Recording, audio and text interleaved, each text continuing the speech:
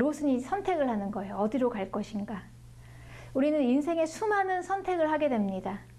무엇을 기준으로 선택을 할 것인가. 롯은 내가 어떻게 하면 잘 먹고 거기서 잘 살 수 있을 것인가, 이걸 기준으로 선택을 했습니다.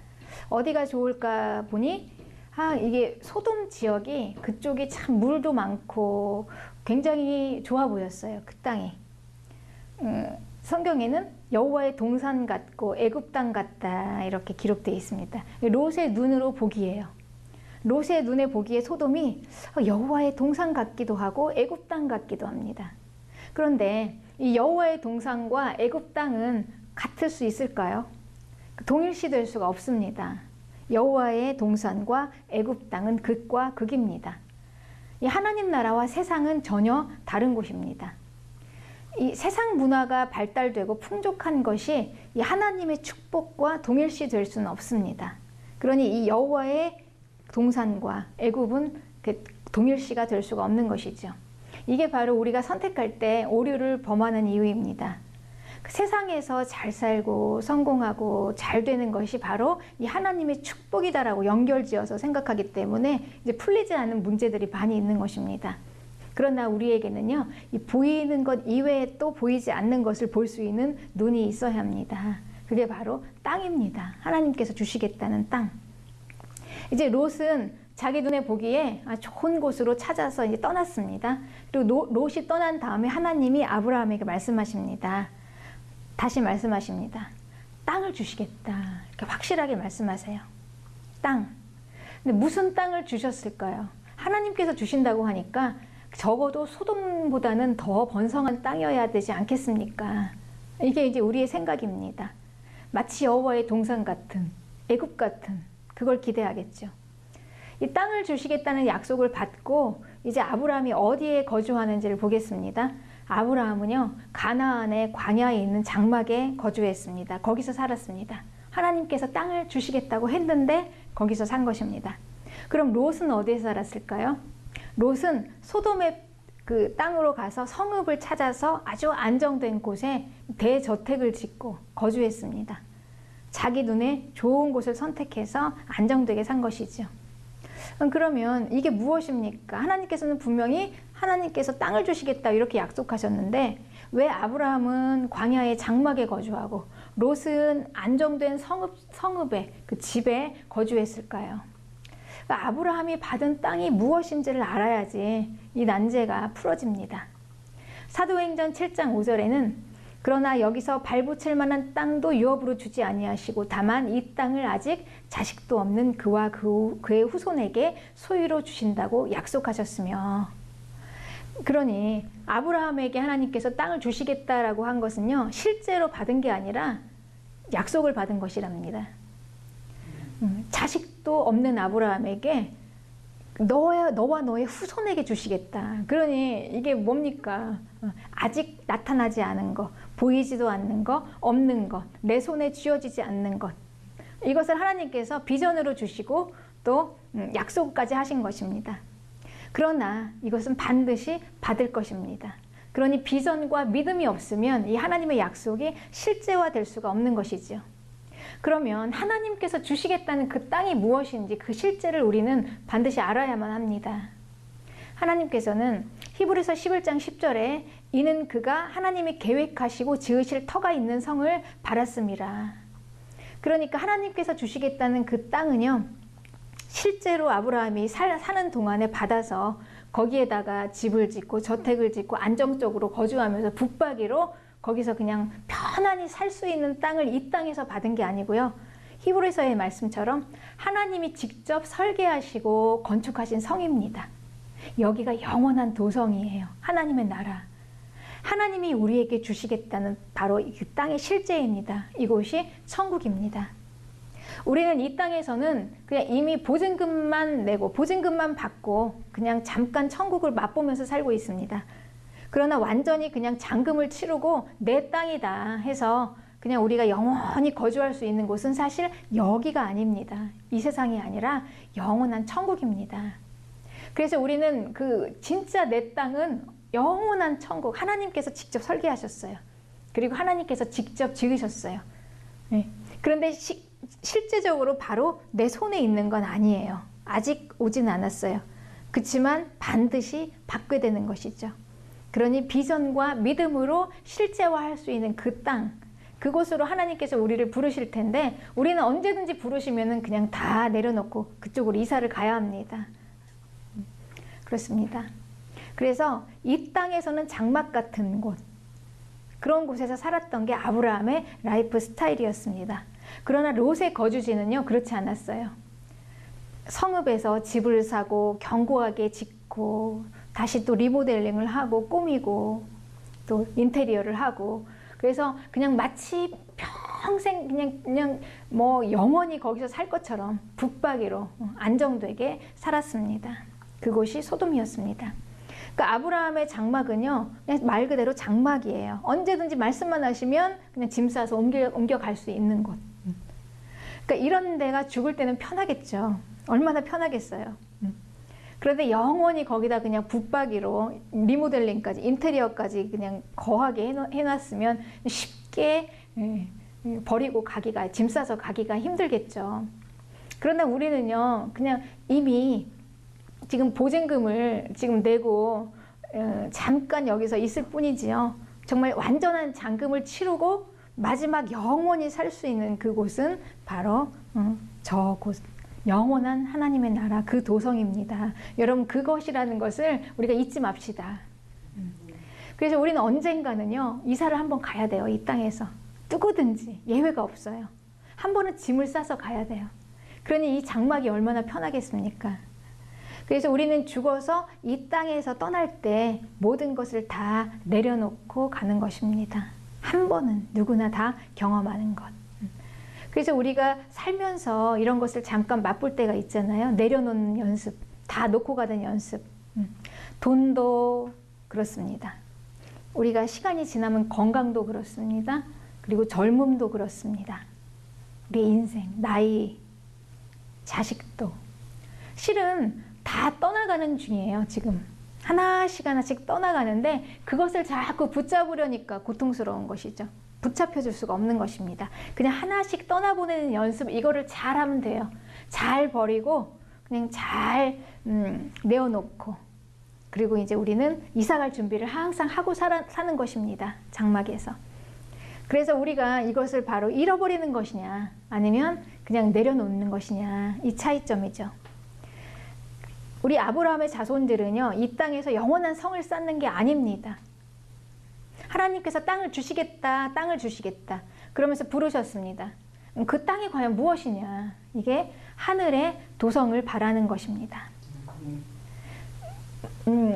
이 땅에는 두 부류가 살고 있습니다. 이 소돔에 그냥 완전한 거주지를 두고 영원히 살 것처럼 이 땅의 목적인 삶을 사는 사람이 있습니다. 그리고 영원한 도성을 바라보며 언제든지 떠나갈 준비를 하며 살아가는 사람이 있습니다. 크게 그렇게 두 부류로 나눕니다. 그런데 그들의 삶은 완전히 다른 삶입니다.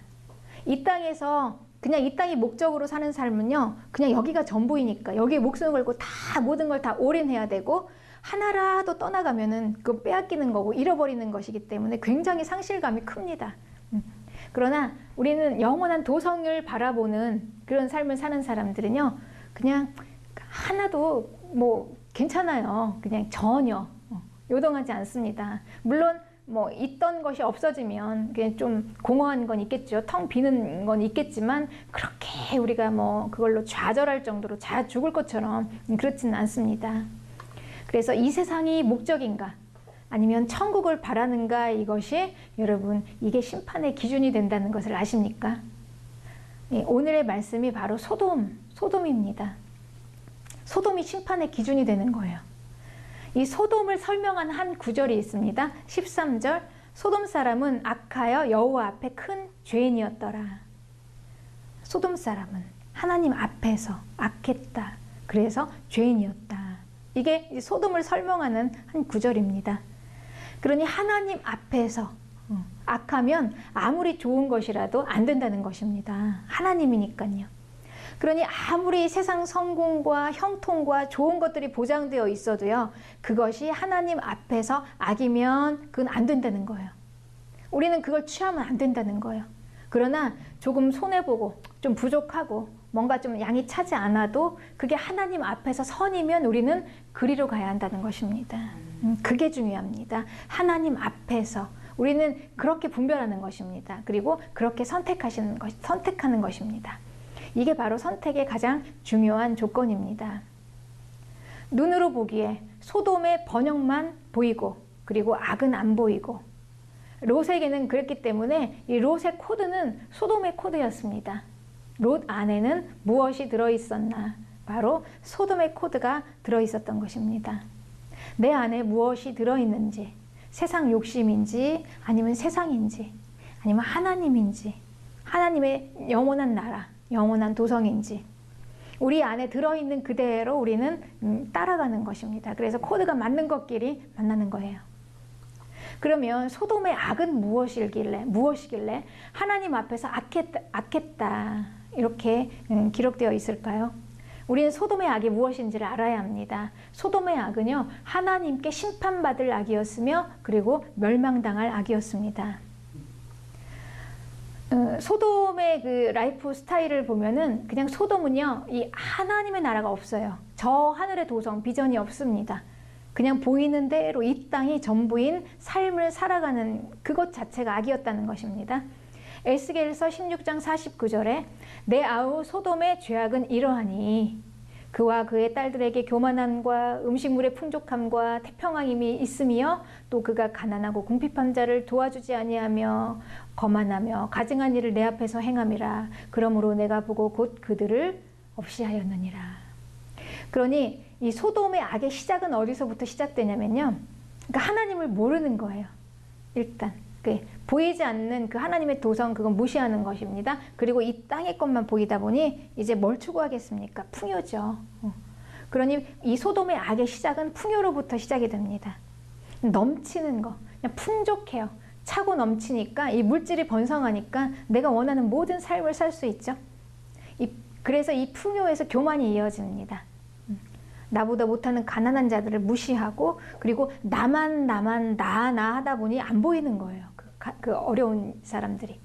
그래서 그들은 그냥 외면하고 자기 중심적인 삶, 나 하나, 내 육체의 만족, 나 먹고 좋은 거 쓰고 마시고 놀고 사고 쓰고 나만 위해서 사는 것. 여러분, 이것이 하나님 앞에 죄다라는 것입니다. 그것도 심판받을 죄다.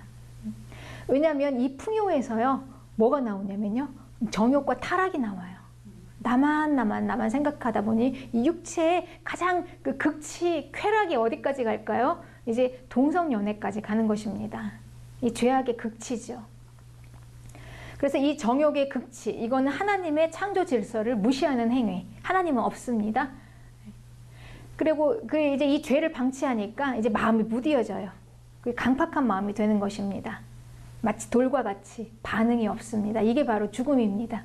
그래서 결국은 심판입니다. 돌아올 수 없는 마음, 회개할 수 없는 마음, 이게 하나님께 멸망받을 죄입니다. 그러니 이 땅의 풍요로 이 땅만 생각하면 하나님을 볼 수가 없어요. 그리고 하나님을 알 수가 없어요. 지극히 높으신 천지의 주제, 우리를 다스리시고 우리의 삶을 관여하시고 우리의 모든 삶을 인도하시고 그리고 이 모든 걸 주관하시는 하나님을 무시하는 것, 여러분, 이것이 교만입니다. 왜냐하면 하나님은 창조주이시기 때문입니다. 창조주는 자기가 창조한 피조물들을 심판할 그럴 이유가 있어요. 왜냐하면 본인이 창조하신 그 창조대로 되어지지 않기 때문에. 변질되어 있잖아요. 기형이죠. 이것이 바로 타락입니다. 그래서 창조주는 이 변질되고 기형이 된 타락한 자신의 창조물들을 심판할 수 있는 자격이 있습니다. 그리고 심판하십니다. 심판이 있습니다. 누가복음 17장 26절에 노아의 때에 된 것과 같이 인자의 때에도 그러하리라. 노아가 방주에 들어가던 날까지 사람들이 먹고 마시고 장가들고 시집가더니 홍수가 나서 그들을 다 멸망시켰으며 또 롯의 때와 같으리니 사람들이 먹고 마시고 사고 팔고 심고 집을 짓더니 롯이 소돔에서 나가던 날에 하늘로부터 불과 유황이 비오듯이 하여 그들을 멸망시켰느니라. 그러니 이들은 지금 뭘 했습니까? 특별히 큰 죄를 지은 게 아니라요. 그냥 일상만 한 거예요. 사는 것만, 이 땅에서 사는 것만 집중한 것입니다. 창조주는 모르고, 그리고 자신을 주관하는 그 창조주를 멸시하고, 그냥 이 세상에 있는 것만, 영원한 생명에는 관심도 없고 모르는 것이지요. 이게 여러분 심판의 이유가 된다는 것을 아십니까? 이것이 심판당할 죄인 것을 믿으시기 바랍니다. 그래서 예수님께서는요, 앞으로 이제 또 다가올 멸망을 분명히 예고하고 있습니다. 30절에 참 이게 두려운 말씀이십니다.